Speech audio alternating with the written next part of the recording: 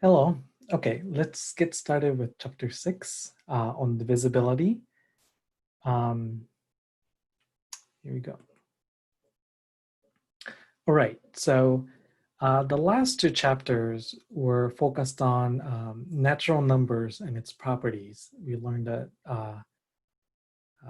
natural numbers are well ordered, um, and it has this structure that makes it possible to prove things like induction, right? It has the smallest element, and every element has one following. So that was natural numbers. But I wanna start talking about other number systems, and the star of this chapter is integers, z. So z is closed under addition and subtraction. You can add numbers and you can now subtract numbers, and negative numbers make sense now under the system. You can multiply and get another integer, but it's not a field. You can't quite find multiplicative inverse for all the elements. Some elements could be sometimes divided and get another integer, but not always. And what makes integer interesting is when is this possible and when it's not. So divisibility is the most interesting part of integers, and we will spend an entire chapter talking about it. Okay, so in this video, what we'll do is we'll do some basic definitions and kind of do the groundwork for some proposition that's important in proving something is divisible and so on. And on Thursday, we'll be able to get to the fundamental theorem of arithmetic, which is, I think, is an exciting theorem. So we'll do that. I have to say it's kind of hard to motivate some of these proposition in this video because it might appear to you that of course, this is of course true. I think it's a little bit difficult to appreciate how important these propositions are until you encounter number systems where these things do not hold, and there are examples of number systems that don't. But let's see if I can make it try to interesting and understandable. Okay, so let's talk about what divisibility means. So if you have two integers a and b, and to divide something, you have to be non-zero. So let's say b is not zero. If a could be written as some multiple of b, where m is some multiple of b that make m times b would be a, then we say a is divisible by b. Or we could also phrase it b divides a. Or we could say b is a factor of a. They all of these three things mean the same thing. And here's how we write the notation, right? So b divides a. So b vertical bar a. So the left-hand side is the one that divides the thing on the right, which should be larger. Okay. So we say natural number other than one is a prime if the only positive factors are itself and one. So a long time ago, one used to be counted as prime, but if you start learning about prime numbers, you'll realize that every single statement you want to prove or say something about prime numbers, one is going to be an exception. So it's actually a lot more convenient to not count one as a prime number. So one is not a prime. Okay, and it's also important to have this notion of relatively prime. So two numbers a and b are called relatively prime where they have no common factor greater than one. So there's no number greater than 1 that divides both A and B. That's what I mean by common factor. Okay. All right. So this is the lemma that's in the heart of the rest of the chapter, I think. So if you have two relatively prime numbers, A and B, then there exists M and N such that MA plus NB is equal to 1. So you could somehow get a linear combination of these two relatively prime numbers so that it equates to 1. This is very important. Okay, so let's prove it. So the first thing I want to deal with in this proof is to kind of get rid of a stupid case.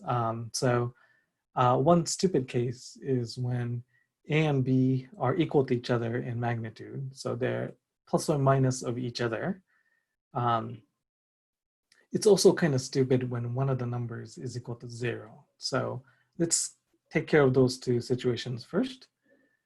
So if absolute value of A is equal to absolute value of B, then they're not relatively prime unless they're both equal to 1 or plus or minus 1. In which case, it's a really stupid situation where yes, yeah, okay, fine. You could get a linear combination of 1 if they're both plus or minus 1. So you could choose M to be 1 or negative 1 depending on the sign of A, and that will equate to 1. And you could do the same thing when B is equal to 0 and A is equal to 1 or plus or minus 1. All right, so if they're not at that stupid case where you have numbers that are not 0 or 1, then one is going to be bigger than the other. So because the role of A and B are pretty much symmetric in this situation, let's just say A is the one with the larger magnitude. And we could do this, like if the situation was opposite, we just relabel A and B and the same argument will work. Also, divisibility doesn't change when you multiply something by -1. So let's just assume both A and B are positive, just so it's a little bit more clear for the rest of the proof. And it's an easy fix if they're not positive. Okay, where we're going to prove that they could be there's a linear combination that makes them equal to 1 is to prove by induction. In fact, strong induction not on A or B, but the sum of A and B. So we're going to do induction on A plus B. Okay, so if A plus B is equal to 1, then the lemma is already true with M and N both equal to 1. So M times A, so 1 times A plus 1 times B is equal to 1. So it's already satisfied for when A plus B equals to 1. If it's not equal to 1, then A is strictly bigger than B, and B is non-zero. So A is greater than B is greater than 0. Okay. So we're gonna apply what we're gonna do is we're gonna apply it to a slightly smaller problem. So if A plus B is equal to N, since B is smaller than A, we could subtract B from A and get a slightly smaller number. Okay, so we could do an induction hypothesis on the two combination, not A and B this time, but with B and A minus B. Okay, since this is a smaller problem with a smaller sum, you could find M and N such that the linear combination is equal to 1. Right there. But if that could be solved, then you can collect like terms and rewrite it as n prime a plus n prime minus n prime b equals to 1. So these two equations are equivalent. It's just you collected like terms for b. So being able to solve this version of the problem allows you to solve the original problem with the coefficients of a and b so that the linear combination turns out to be 1. Okay, so since we were able to reduce the problem into smaller problem by looking at a minus b instead of a and b to begin with, we were able to solve the problem. Okay, by strong induction, this could always be done. I hope that made sense. Moving on. So let's consider the consequence of this.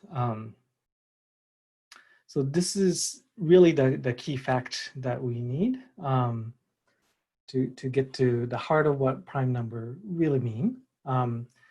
If a and b are relatively prime, then whenever you can divide a into something times b, then since a and b are relatively prime, a should be able to divide the other factor q. But you have to have that a and b are relatively prime in this case. So let's prove it. By the previous lemma, there exists m and n such that because they're relatively prime, a and b, ma plus nb equals to 1. Okay. Here. Then you could take this equation and multiply both sides by q, and then you get MAQ plus MBQ is equal to Q.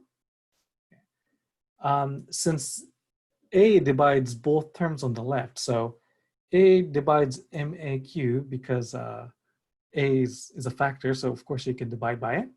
And the second term you can divide by A because it's given in the proposition that A divides Q times B, and Q times B is in the second term. So A can divide that guy as well. So if you can divide A into both terms on the left, then A should be able to divide Q on the right hand side as well, because they're the same, they're equal to each other. So since A can divide Q, that's the proposition right there.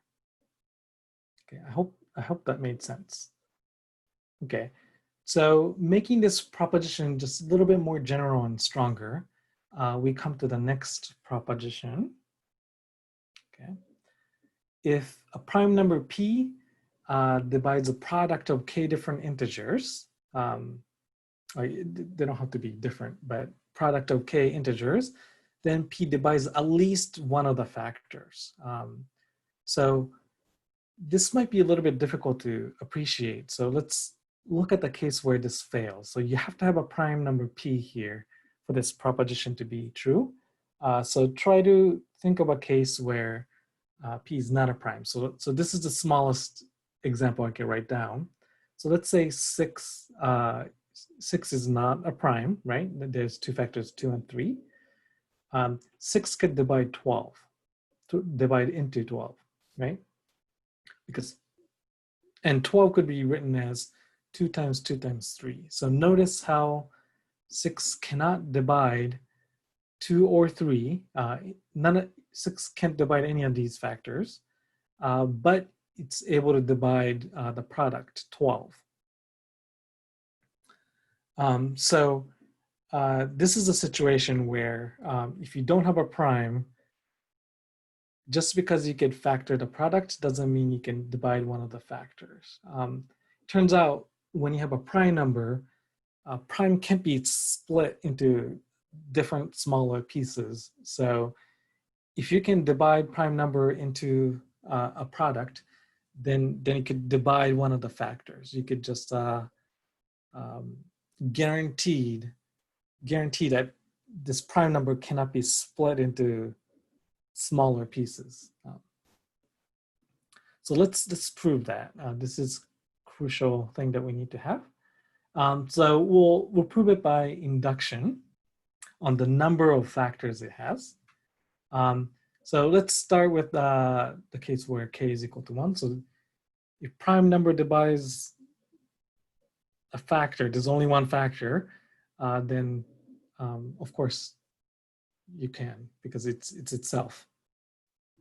Inductive step. So suppose if p can divide into k factors multiplied together, then that implies that prime divides one of the factors, bj, for some j between 1 and k.